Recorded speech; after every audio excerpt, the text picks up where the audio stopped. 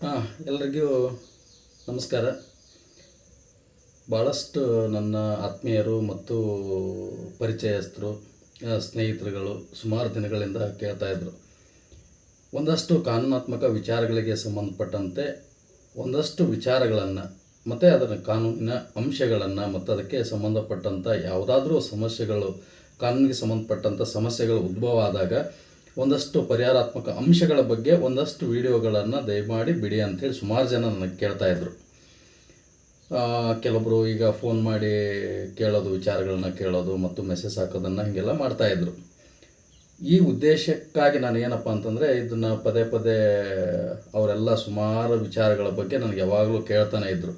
ಒಂದಷ್ಟು ವಿಡಿಯೋಗಳನ್ನ ಮಾಡಿಬಿಡಿ ದಯವಿಟ್ಟು, ಒಂದೊಂದು ಅಂಶಗಳ ಬಗ್ಗೆ, ಕಾನೂನಿನ ಅಂಶಗಳನ್ನು, ಏನಾದರೂ ತೊಂದರೆಗಳಾದಾಗ ಯಾವ ರೀತಿ ನಾವು ಪರಿಹಾರವನ್ನು ಕಂಡುಕೊಳ್ಬೇಕು, ಕಾನೂನಾತ್ಮಕ ಪರಿಹಾರಗಳನ್ನು ಕಂಡುಕೊಳ್ಬೇಕು ಅನ್ನೋ ವಿಚಾರವಾಗಿ ಸಾಕಷ್ಟು ಜನ ನನಗೆ ಕೇಳ್ತಾನೆ ಇದ್ದರು.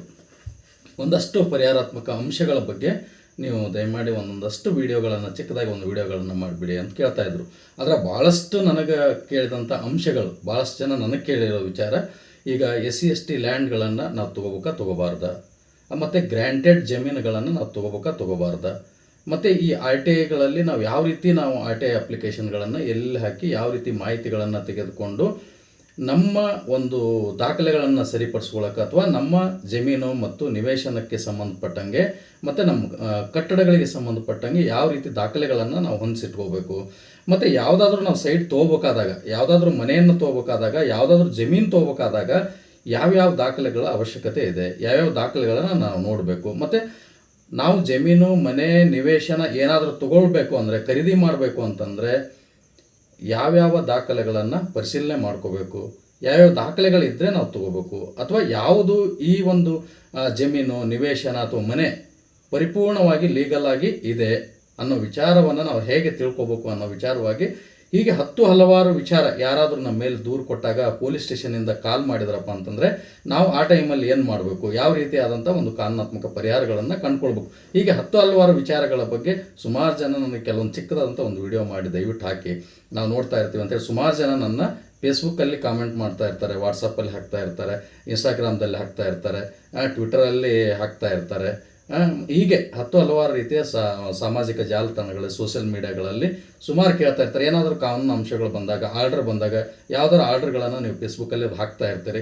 ಹಾಗೆ ಏನಾದರೂ ಕಾನೂನಾತ್ಮಕ ವಿಚಾರಗಳಿಗೆ ಸಂಬಂಧಪಟ್ಟಂಗೆ, ಒಂದೊಂದು ಮ್ಯಾಟ್ರಿಗೆ ಸಂಬಂಧಪಟ್ಟಂಗೆ ಒಂದಷ್ಟು ವಿಡಿಯೋಗಳನ್ನು ಮಾಡಿ ದಯವಿಟ್ಟು ನೀವು ಹಾಕಿ ಅಂತ ಹೇಳ್ತಾ ಇದ್ರು.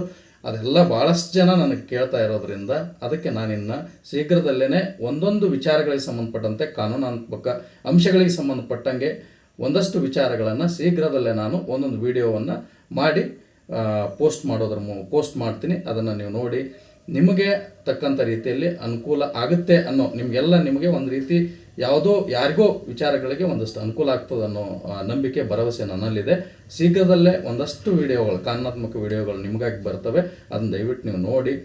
ಮತ್ತು ಅದರೊಳಗೆ ಏನಾದರೂ ನಿಮಗೆ ಯಾವುದಾದ್ರೂ ಕಾನೂನಾತ್ಮಕ ವಿಚಾರಗಳಿಗೆ ಸಂಬಂಧಪಟ್ಟಂಗೆ ಏನಾದರೂ ಒಂದು ಗೈಡೆನ್ಸ್ ಬೇಕಾಗಿತ್ತಂತಂದರೆ, ಅಥವಾ ಯಾವುದೇ ಸಮಸ್ಯೆ ಇರಲಿ ನಿಮ್ಮದು, ಅದಕ್ಕಾಗಿ ಏನಾದರೂ ಕಾನೂನಾತ್ಮಕ ಪರಿಹಾರ ನಿಮ್ಗೆ ಬೇಕಾಗಿತ್ತಂದರೆ ದಯವಿಟ್ಟು ನನ್ನ ನಂಬರಿಗೆ ನೀವು ಕಾಂಟ್ಯಾಕ್ಟ್ ಮಾಡಿ. ಅದಕ್ಕೆ ಸಂಬಂಧಪಟ್ಟಂಗೆ ನನ್ನ ಕೈಲಿ ಎಷ್ಟಾಗುತ್ತೆ ಅಷ್ಟು ಒಂದು ಪರಿಹಾರ ನೀಡುವಂಥ ಪರಿಹಾರವನ್ನು ತಿಳಿಸುವಂಥ ಕೆಲಸವನ್ನು ನಾನು ಮಾಡ್ತೀನಿ. ಅದರ ಜೊತೆಗೆ ಹಲವಾರು ರೀತಿಯ ಕಾನೂನಾತ್ಮಕ ಅಂಶಗಳಿಗೆ ಸಂಬಂಧಪಟ್ಟಂಥ ವಿಚಾರಗಳನ್ನು ಇನ್ಮೇಲೆ ನಾನೆಲ್ಲರಿಗೂ ಕೂಡ ಒಂದು ವಿಡಿಯೋ ಮಾಡೋದ್ರ ಮೂಲಕ ನಾನೆಲ್ಲ ನಿಮ್ಗೆ ತಿಳಿಸುವಂಥ ಕೆಲಸ ಮಾಡ್ತೀನಿ. ಎಲ್ಲರೂ ಅದನ್ನು ನೋಡಿ ಪ್ರೋತ್ಸಾಹಿಸಿ ಅಂತ ಹೇಳಿ ಕೇಳ್ಕೊತಾ ಇದ್ದೀನಿ. ನಮಸ್ಕಾರ.